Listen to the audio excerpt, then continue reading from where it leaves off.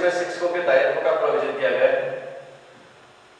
इसके अनुसार टीचर्स की कुछ ड्यूटीज तय की गई है कि उनको क्या ड्यूटी करनी होगी, उनके दायित्व क्या है। तो पहली चीज है विद्यालय में उपस्थिति को लेकर, यानी कि अध्यापक जो है वो विद्यालय में नियमित रूप से उपस्थित हो और वे विद्यालय समय की पालना करें। दूसरी बात है इस अधिनियम के अनुसार शिक्षकों को निर्धारित समय में अपना पाठ्यक्रम पूर्ण कराने के लिए पाबंद किया गया है। तो इसका अभिप्राय सीधा सीधा यहाँ पर यह है कि प्रत्येक अध्यापक एक निश्चित अवधि में अपना पाठ्यक्रम है वो पूरा कराएंगे। तीसरा दायित्व रखा गया है कि इस अधिनियम के अनुसार अध्यापकों को छात्र छात्राओं के अभिभावकों के साथ नियमित रूप से बैठक करके छात्रों की उपलब्धि पर विचार करना होगा। इसका मतलब यह है कि पीटीए की मीटिंग होनी चाहिए। पीटीए की मीटिंग का मतलब आप सब जानते हैं, एक राज्य सरकार द्वारा वर्तमान में पीटीए की मीटिंग हो रही है लगातार। पेरेंट्स टीचर एसोसिएशन अपने राजस्थान सरकार ने एक सेशन में इस प्रकार की 4 बैठकें वर्तमान में करवा रही है। सरकारी विद्यालय में पढ़ने वाले सभी बच्चे हैं, उनके माता पिताओं के साथ में टीचर्स की बैठक होनी चाहिए और प्रत्येक माता पिता को उसके बच्चे की उपलब्धि और समय समय पर बतानी चाहिए। चौथा जो बिंदु है वो है शिक्षकों को वो सभी कार्य करने होंगे जो सरकार द्वारा इस अधिनियम के अनुसार विहित किए गए हैं। अर्थात इस एक्ट के अनुसार सरकार जो जो ड्यूटीज टीचर्स के लिए लायबल करती है वो सभी कार्य शिक्षकों को करने होंगे। तो यहाँ आपको मैं बता दूं कि इसमें से प्रश्न पूछा गया है। प्रश्न ये पूछा हुआ है सीटेट में कि आरटी की कौन सी धारा है जो शिक्षकों के कर्तव्यों या दायित्व या उत्तरदायित्व के बारे में निर्धारित करती है। तो धारा 24। तो धारा 24 को ध्यान रखिएगा, शिक्षकों के दायित्व से संबंधित है। इसके बाद में हम आगे बढ़ते हैं और अगली धारा है शिक्षक छात्र अनुपात। जी, विद्यालय से संबंधित जो मापदंड है उनमें एक मापदंड ये भी है कि विद्यालय में कितने बच्चों पर कितने अध्यापक लगाए जाएंगे। अर्थात छात्रों की संख्या के आधार पर शिक्षकों की संख्या निर्धारित की गई। तो सबसे पहले हम बात करते हैं कक्षा 1 से 5 यानी प्राथमिक स्तर, पहली से 5वीं तक की कक्षा के अंदर निम्नलिखित छात्रों की संख्या होने पर आगे शिक्षकों की संख्या दी गई है।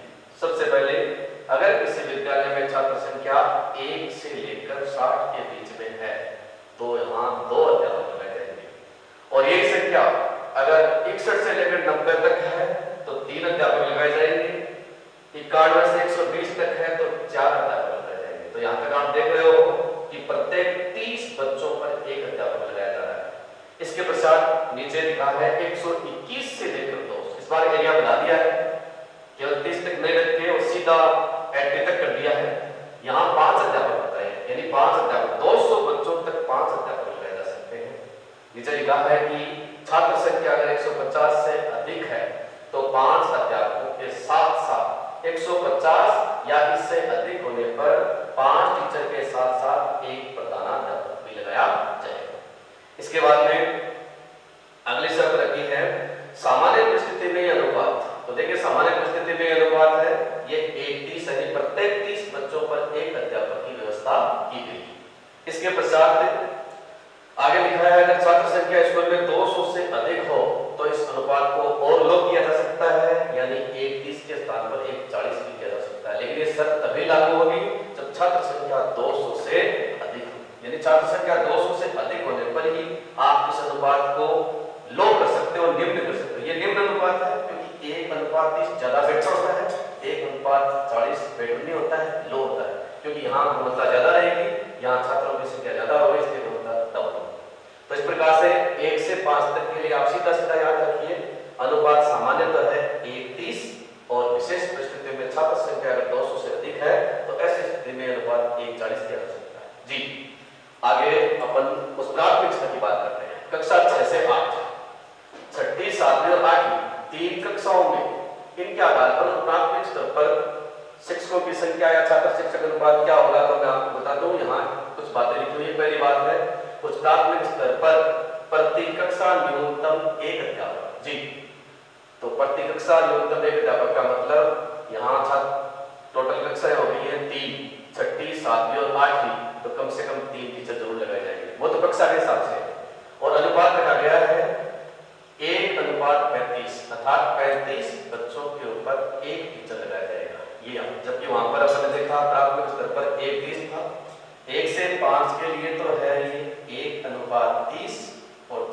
8 के लिए है 1:35।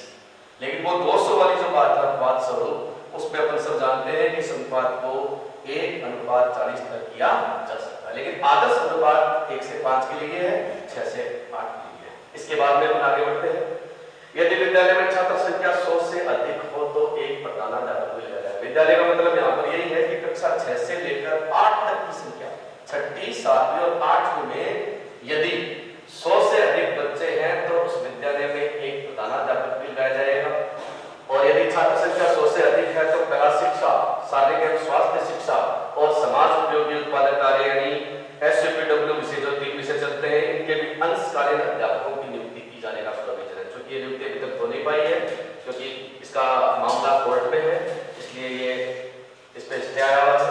बाकी ऐसी व्यवस्था है कि अगर 100 से ज्यादा बच्चे अगर होते हैं 6 से 8 तक, तो उनके लिए अंशकालीन अध्यापक के रूप में 3 टीचर भी लगाए जाए। अगली बात विषय के हिसाब से देखिए कौन कौन से अध्यापक होंगे। तो गणित और विज्ञान का एक अध्यापक होगा, एक सामाजिक अध्ययन का अध्यापक होगा और भाषा का कम से कम एक अध्यापक। तो अपन सब जानते हैं कि प्राथमिक स्तर पर 3 भाषाएं चलती हैं, हिंदी, अंग्रेजी और तृतीय भाषा के रूप में संस्कृत, उर्दू, फारसी जो भी है। तो इन सब के एक अध्यापक स्कूल के अंदर लगाए जाएंगे। तो विषय के हिसाब से ये संख्या 3 और 5 होती है क्योंकि 3 तो लैंग्वेज हो गई और 2 सब्जेक्ट SST और साइंस। तो इस प्रकार से 5 अध्यापक विषय के हिसाब से लगाए जाएंगे।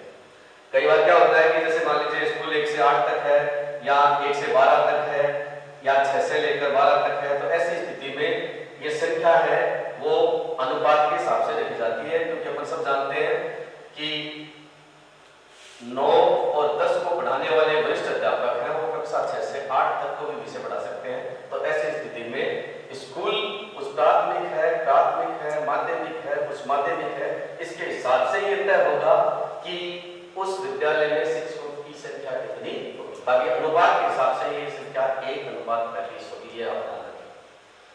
तो धारा 25 में हमने देखा प्राथमिक और उच्च प्राथमिक स्तर पर बच्चों की संख्या के आधार पर शिक्षकों की संख्या तय की गई है, जिसको अपन शिक्षक छात्र अनुपात या छात्र शिक्षक अनुपात के नाम से पुकार सकते हैं। आगे बढ़िएगा, धारा 26 अपन देखते हैं, इसी में दे रखी है। धारा 26 में लिखा हुआ है कि अब सरकार स्वीकृत पदों से के 10% से अधिक शिक्षकों के पद खाली नहीं रख सकती। जी, किसी भी विद्यालय में और पूरे राज्य सरकार के अंदर जो शिक्षकों के पद हैं, जितने भी स्वीकृत हैं, चाहे वो 80,000 हो, 60,000 हो, 1 से 8 तक के जितने भी पद स्वीकृत हैं, उन पदों में अगर 10% से ज्यादा पद खाली हो जाते हैं तो सरकार को तुरंत इसके लिए भर्ती करा के इन पदों को भरना होगा। क्यों? क्योंकि अगर 10% से अधिक पद खाली रहते हैं तो ये बच्चों के मौलिक अधिकार का हनन माना जाएगा। तो धारा 26 है वो नियमित भर्ती की व्यवस्था करती है, नियमित भर्ती की व्यवस्था करती है। और धारा 26 के बाद में अपन आगे देखेंगे अगली धारा जो है वो है धारा 27। धारा 27 भी शिक्षकों के दायित्व से संबंधित है, जिसमें प्रोविजन किया गया है कि अब सरकारी विद्यालयों के जो टीचर हैं उनसे केवल 3 कार्य, निर्वाचन, जनगणना और आपदा प्रबंधन, केवल ये 3 गैर शैक्षणिक कार्य ही करवाए जाएंगे। देखो, गैर शैक्षणिक कार्य का मतलब ये है कि शिक्षण के अलावा अध्यापकों को इन 3 गैर शैक्षणिक कार्यों में लगाया जा सकता है। लेकिन ये कई बार प्रश्न आ चुका है, आपके रीड में भी आ चुका है, फर्स्ट ग्रेड में भी आया है, सीटेट में भी कई बार आया है। तो ऑप्शन ये पूछा जाता है यहाँ पर कि आरटी की धारा 27 के अनुसार अब सरकारी अध्यापकों को कहाँ नहीं लगाया जा सकता। तो एक बार तो देखो, निर्वाचन, जनगणना और आपदा प्रबंधन, 3 ऑप्शन तो ये थे। और चौथा ऑप्शन जो इसमें आता है, एक बार पाया पल्स पोलियो, तो पल्स पोलियो में ड्यूटी नहीं रख सकते टीचर की इस धारा के अनुसार। दूसरी, इसके अलावा एक बार इसमें ऑप्शन आया, 3 ऑप्शन तो ये आ गए और चौथा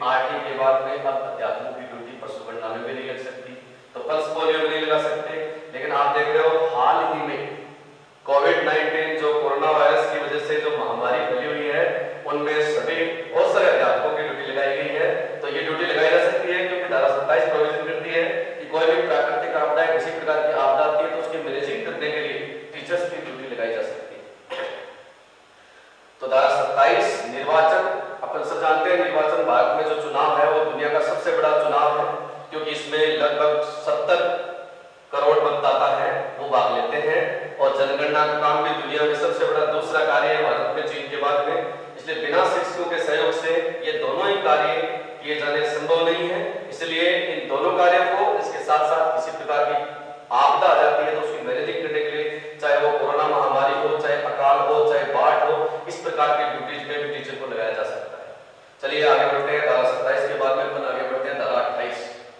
इस अधिनियम की धारा जो है वो ये पाबंद करती है कि सरकारी विद्यालयों के अध्यापक निजी ट्यूशन नहीं पढ़ा सकते। सरकारी विद्यालयों के अध्यापकों को निजी ट्यूशन पढ़ाने के लिए पाबंद किया गया है। वैसे मैं आपको बता दूं कि सभी के लिए grade 3, grade 2, grade 1, college lecture, विश्वविद्यालय के प्रोफेसर सभी के लिए नियम बने हुए हैं कि वो निजी ट्यूशन नहीं पढ़ा सकते, जो कि नियम बहुत पुराने हैं। क्योंकि अपन सब जानते हैं जैसे डॉक्टर्स वगैरह भी सब प्राइवेट प्रैक्टिस करते हैं, तो प्रैक्टिस करने से, अभ्यास करने से काम में कुशलता पैदा होती है, लेकिन अब नियम बने हुए हैं इसलिए सब नियमों में बंधे हुए हैं। निजी ट्यूशन पढ़ाने पर पाबंद किया गया है। तो धारा 28 सरकारी विद्यालय, इसके पीछे जो मूल भावना है वो ये है कि कोई भी टीचर अपनी स्कूल में पढ़ने वाले किसी बच्चे को ट्यूशन के लिए बाधित नहीं करे। इसके पश्चात हम आगे बढ़ते हैं धारा 29। हाँ जी, धारा 29 का संबंध है पाठ्यक्रम और मूल्यांकन, यानी करिकुलम और जो इवैल्यूएशन के लिए प्रोसेसिंग है उसमें किस चीज का ध्यान रखा जाए। तो देखो पहली बात है कि पाठ्यक्रम एवं मूल्यांकन प्रक्रिया समुचित सरकार द्वारा निर्धारित की जाएगी, यानी गवर्नमेंट जो है, स्टेट सेंट्रल गवर्नमेंट है जो भी है, वो तय करेगी कि पाठ्यक्रम किस प्रकार से होगा। दूसरा, पाठ्यक्रम निर्धारित करते समय संवैधानिक मूल्य, यानी अपने जो कॉन्स्टिट्यूशनल प्रोविजन है, संविधान में जो प्रोविजन है उनका ध्यान रखा जाएगा। बच्चों का जो नॉलेज है उनका ध्यान रखा जाएगा। बच्चों के सर्वांगीण विकास का ध्यान रखा जाएगा। कोशिश ये की जाएगी कि मातृभाषा में ही शिक्षा दी जाए, और ये भी कोशिश रहे कि मूल्यांकन को सतत एवं समग्र अर्थात continuous and comprehensive evaluation CC प्रणाली को लागू करने की कोशिश की जाए। ये पाठ्यक्रम और मूल्यांकन से संबंधित बातें थी कि पाठ्यक्रम का निर्धारण करते समय बच्चों की क्षमता है, उनकी भाषा है, उनकी शारीरिक मानसिक योग्यता है, इन सबको ध्यान में रखते हुए ही बाल केंद्रित पाठ्यक्रम का निर्माण किया जाए। यस, अपन सब जानते हैं कि आज मनोविज्ञान का पदार्पण होने के बाद शिक्षा बाल केंद्रित हो गई है, इसलिए पाठ्यक्रम का निर्माण करते समय बच्चे की आयु, क्षमता, रुचि, अभिरुचि इत्यादि सभी बातों का ध्यान रखा जाना चाहिए। उसके बाद में पाठ्यक्रम का, ताकि बच्चों पर भार नहीं, क्योंकि अपन सब जानते हैं एनसीएफ 2005 प्रोविजन करती है कि लर्निंग विदाउट बर्डन। जी, लर्निंग विदाउट बर्डन जो एनसीएफ 2005 का मोटो है, बच्चे को शिक्षा तो मिले, सीखे तो सही, लेकिन बिना भार के उस पर शिक्षा बोझ न बने। इसलिए यहाँ धारा 29 में पाठ्यक्रम का निर्धारण करते समय भी इन बातों का ध्यान रखना होगा। इसके बाद अपन आगे बढ़ते हैं धारा 30। धारा 30 क्या प्रोविजन करती है? देखिए, धारा 30 कहती है कि कक्षा 1 से 8 तक के बच्चों के लिए बोर्ड परीक्षा को निश्चित किया गया है। यस, पहली से लेकर 8वीं क्लास तक के लिए बोर्ड की परीक्षा का आयोजन नहीं करवाया जा सकता, क्योंकि अपन सब जानते हैं कि आपने धारा 16 पढ़ी थी जिसमें लिखा था कि एक बच्चे को एक कक्षा में 1 साल से ज्यादा नहीं रोक सकते, और बोर्ड परीक्षा वो होती है जिसमें न्यूनतम अंक से कम नंबर आने वाले बच्चे को अनुत्तीर्ण घोषित कर दिया जाता है। लेकिन आप सब जानते हो वर्तमान में 8वीं की परीक्षा हो रही है, 8वीं में और 5वीं में परीक्षा हो रही है, लेकिन इन दोनों परीक्षाओं का नाम बोर्ड परीक्षा नहीं है, ध्यान रहे। 8वीं की परीक्षा का नाम है प्रारंभिक शिक्षा समापन प्रमाण पत्र परीक्षा। ये प्रमाण पत्र प्रदान करने के लिए ही 8वीं की परीक्षा का आयोजन करवाया जाता है। और 5वीं की जो परीक्षा है उसका नाम है प्राथमिक अधिगम स्तर मूल्यांकन। इन दोनों में किसी भी बच्चे को फेल नहीं किया जाता है, तो ये दोनों बोर्ड परीक्षा की कैटेगरी में नहीं आती है। बाकी ये दोनों परीक्षाएं पूरे राज्य में आयोजित हो रही है। जिला स्तर पर आजकल इनका कराने का दायित्व है वो जिला शिक्षा एवं प्रशिक्षण संस्थान यानी डाइट्स को दिया गया है। जी, इसके साथ साथ में ये भी लिखा है कि 8वीं तक बोर्ड परीक्षा निषिद्ध है, और इसके साथ साथ में कक्षा 8 में जब बच्चा उत्तीर्ण हो तो प्रत्येक बच्चे को एक प्रमाण पत्र देना होगा। हाँ जी, प्रमाण पत्र देना होगा जिसका नाम है प्रारंभिक शिक्षा समापन या प्रारंभिक शिक्षा पूर्णता प्रमाण पत्र। ये प्रमाण पत्र प्रदान करते ही सरकार का दायित्व पूरा हो जाएगा, बच्चे की 6 से 14 वर्ष की शिक्षा है वो कंप्लीट हो जाएगी। धारा 30 के बाद में अपन आगे बढ़ते हैं धारा 31। जी, धारा 31 है इस शिक्षा अधिकार में की मॉनिटरिंग कैसे, अर्थात किसी बच्चे के अगर अधिकार का हनन होता है तो इसकी देखभाल कौन करेगा, इन अधिकारों को सुरक्षित कौन करेगा, इनकी जांच कौन करेगा, मॉनिटरिंग कौन करेगा। तो मैं आपको बता दूं कि राज्य में पहले से ही 2005 से आयोग बैठाया हुआ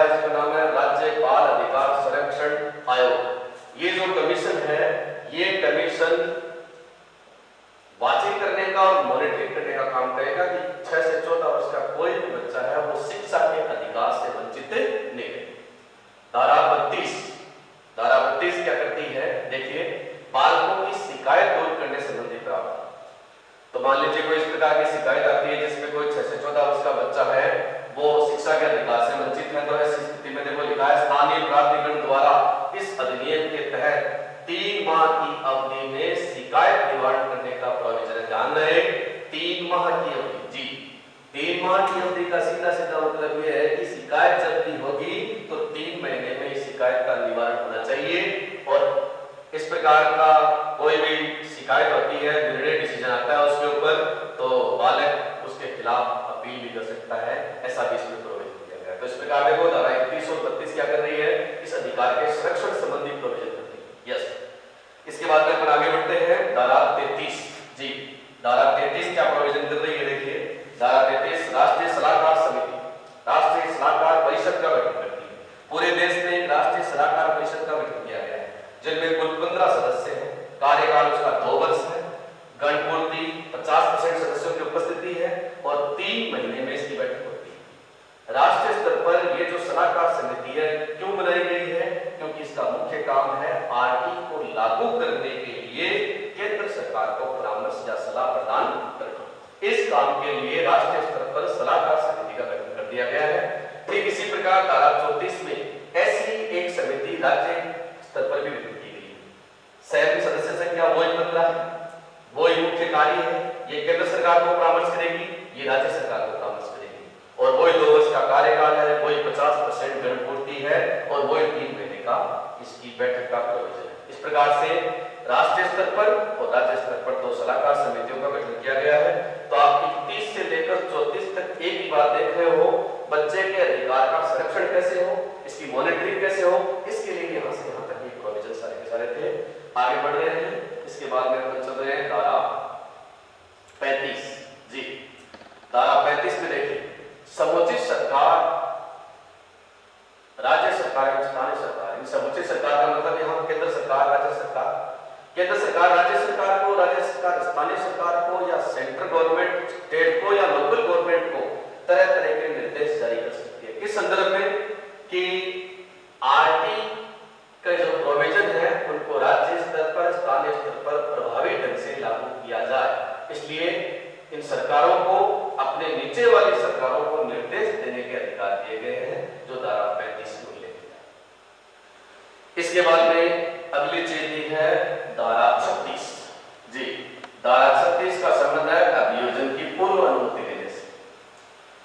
अभियोजन की पूर्व अनुमति लेने का मतलब है कि अगर मान लीजिए धारा 13(2) का कोई उल्लंघन करता है, जैसे मैंने आपको बताया कि फीस वसूली संबंधी बात है या फिर ये जो चयन प्रक्रिया अपनाने संबंधी बात है, तो धारा 13(2), 18(5), 19(5) में अगर कोई उल्लंघन हुआ है किसी नियम का, तो ऐसी स्थिति में अभियोजन की पूर्व अनुमति अगर किसी को लेनी है तो पहले समुचित सरकार है या जो अधिकारी हैं उनसे मंजूरी लेनी होगी और उसके बाद में मुकदमा दायर किया जा सकता है। सीधा मुकदमा दायर नहीं किया जाएगा। इसके बाद में ऐसी ही एक धारा 36 के बाद में 37 से संबंधित है। इसका संबंध है सद्भाव से की गई कार्यवाही का संरक्षण। कई बार अपन गुड फेथ से कोई काम करते हैं, किसी नियम को लागू करने की कोशिश करते हैं, तो ऐसी स्थिति में थोड़ा सा यहाँ संरक्षण दिया गया है। केंद्र सरकार, राज्य सरकार, राष्ट्रीय बाल अधिकार संरक्षण आयोग और राज्य बाल अधिकार संरक्षण आयोग या स्थानीय प्राधिकारी या विद्यालय प्रबंधन समिति या कोई व्यक्ति, इनके संबंध में कानूनी कार्यवाही नहीं होगी यदि कार्य अधिनियम के अनुसरण में अच्छे विश्वास का मतलब गुड फेथ से, गुड फेथ के साथ में अगर मान लीजिए कोई भी अधिकारी या कोई भी सरकारी स्तर पर ये जो संस्था है, ये आयोग है, अगर कोई ऐसा काम करते हैं जिसमें किसी संस्था ने या व्यक्ति ने इस कानून के नियमों को लागू करने के लिए एक सद्भावना के साथ में कोशिश करी तो उसमें उल्लंघन हो गया, तो ऐसी स्थिति में सीधी सीधी कार्रवाई उनके खिलाफ नहीं की जाएगी। इसी को सद्भाव में की गई कार्रवाई का संरक्षण कहा गया है। तो इस प्रकार से धारा 36 और 37 विभिन्न प्रकार के जो मुकदमे दायर होते हैं उनके संदर्भ में कुछ नियमों का हवाला देती है। और इसके बाद में बनाते हैं इस अधिनियम की जो लास्ट धारा है, धारा 38। जी धारा 38 में लिखा है समुचित सरकार को नियम बनाने की शक्ति। जी यहाँ समुचित सरकार का मतलब केंद्र सरकार और राज्य सरकार या स्थानीय सरकार तीनों है। आपको बता दूं कि आरटी 2009 संघ की संसद के द्वारा बनाया गया है, इसलिए संघ की संसद तो इस पर कानून बना चुकी है, लेकिन इस कानून को क्रियान्वित करने के लिए राज्य को भी नियम बनाने की शक्ति दी गई है। वो इसलिए दी गई है क्योंकि अपन सब जानते हैं कि शिक्षा समवर्ती सूची का विषय है। शिक्षा समवर्ती सूची में आता है। समवर्ती सूची का जो विषय होता है उसकी खास बात होती है कि उसके ऊपर केंद्र तथा राज्य सरकार दोनों कानून बना सकती है। अब मान लीजिए ये एक्ट तो सरकार ने, सेंट्रल गवर्नमेंट ने बना दिया, लेकिन इनको राज्यों में लागू करना है, तो राज्य में तो काम राज्य सरकार का है। तो राज्य सरकार जब अपने विद्यालयों में इसको क्रियान्वित करने की कोशिश करेगी, स्थानीय स्तर पर इसको लागू करने की कोशिश करेगी, तो निश्चित रूप से उसको कुछ नियम बनाने की जरूरत पड़ेगी। यानी वो नियम किससे संबंध में हो सकते हैं? विद्यालय की स्थापना है, आयोग के दस्तावेज है उनके संदर्भ में, विद्यालय को मान्यता देने के संदर्भ में है। इस प्रकार के जो नियम बनाएगी, या शिक्षकों की पात्रता तय करनी है, क्योंकि प्रत्येक राज्य के द्वारा पात्रता परीक्षा का आयोजन किया जा रहा है। तो इस प्रकार से प्रत्येक स्टेट है उसको इस कानून को क्रियान्वित करने के लिए नियम बनाने की शक्ति देते हैं। वो नियम में कानून में फर्क होता है। एक तो होता है कानून, जिसको अपन बोलते हैं एक्ट। आरटी 2009 एक एक्ट है, और एक्ट में हमेशा सेक्शन यानी धारा होती है, नियम अलग चीज होती है। जब किसी भी देश की व्यवस्थापिका के द्वारा कोई एक्ट बनाया जाता है तो उसमें तो होता है सेक्शन या धारा, और कोई कार्यपालिका स्तर पर, कार्यपालिका का मतलब मंत्रिपरिषद या मंत्रिमंडल के द्वारा कोई प्रस्ताव पास किया जाता है, तो उसमें जो प्रोविजन होते हैं उनको अपन नियम कहते हैं। तो इसका मतलब यह है कि संघ की संसद के द्वारा बनाए गए अधिनियम को अगर क्रियान्वित करना है तो प्रत्येक राज्य को धारा 38 के तहत कुछ नियम बनाने की शक्ति दी गई है, और इस शक्ति का प्रयोग राजस्थान सरकार ने भी किया है। राजस्थान निःशुल्क एवं अनिवार्य बाल शिक्षा अधिकार नियमावली 2011, ध्यान रखिएगा इसका, ये आरटी 2009 नहीं है।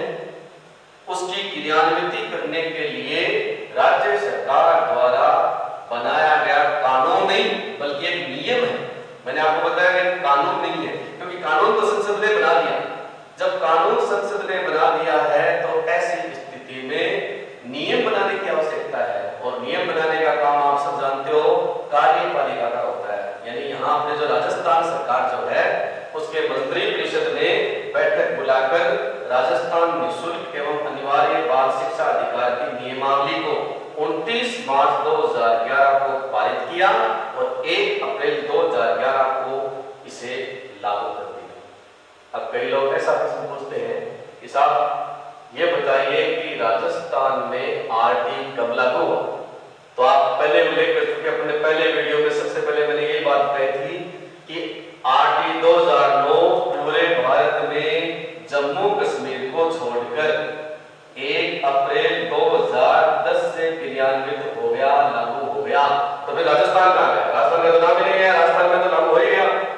वो संघ की संसद का कानून था जो उस समय जम्मू कश्मीर को छोड़कर, क्योंकि अब जम्मू कश्मीर भी लागू हो चुका है, लेकिन 1 अप्रैल 2010 को जब ये लागू हुआ तो जम्मू के अलावा पूरे भारत क्षेत्र में लागू हो गया। इसका विस्तार से तर्क निपट लिया था।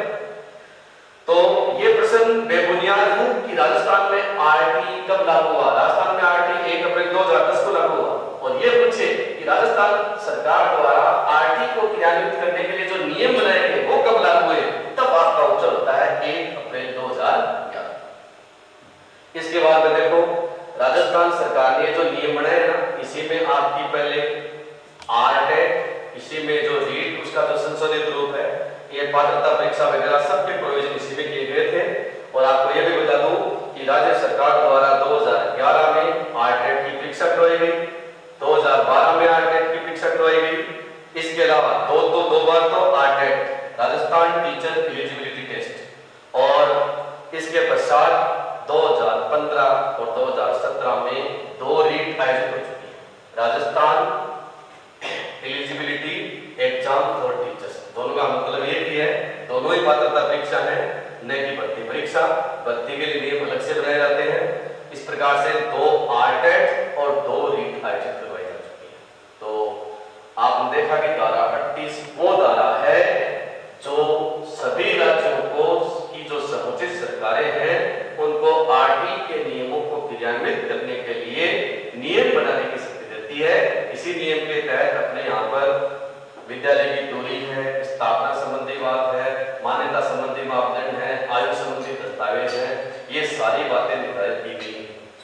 प्रकार हमने इस वीडियो के माध्यम से धारा 24 से लेकर 38 तक के जो मुख्य प्रोविजन है वो सारे पढ़ लिए हैं। मैंने आपको मुख्य बातें बहुत ही शॉर्ट एंड स्वीट बता दी है, क्योंकि अपन यहाँ जब यूट्यूब पर है तो यहाँ पर अनावश्यक बातें नहीं करके सिर्फ टॉपिक पर ही बात करें तो ज्यादा बेहतर रहेगा। अब इसका अंतिम वीडियो जो है RT 2009 का पार्ट 4 है, वो हम जल्दी जारी करेंगे। अगली क्लास में आपको अब तक RT 2009 में से जितने भी क्वेश्चन है अलग अलग परीक्षाओं में, जैसे RT 2011 में level first level second SST science, इसके अलावा लेवल फर्स्ट सेकंड के रीड के दोनों रीड जो 15 और 17 की है, इनके स्कूल लेक्चर की भी जो 4 या 5 एग्जाम हो चुकी हैं, उनके अंदर जो जीके के पेपर में RT के ऊपर जितने भी क्वेश्चन आए हुए हैं, हम अगले वीडियो में RT 2009 है उसके जो जितने भी एग्जाम में प्रश्न आ चुके हैं उन सब की एनालिसिस करेंगे, एक एक प्रश्न को समझेंगे किस प्रकार के प्रश्न आए हैं। इससे आपको यह भी पता चलेगा कि मैंने जो वीडियो में आपको पढ़ाया अब तक 3 भागों में, उनमें से वाकई में क्वेश्चन आए हैं या नहीं आए हैं, क्या मैटर सफिशिएंट है, ये सारी बातें क्लियर हो जाएंगी। तो आज का वीडियो हम यही समाप्त करते हैं और नेक्स्ट वीडियो में अपन RT 2009 के जितने भी क्वेश्चन हैं उन सब का विश्लेषण करेंगे। धन्यवाद।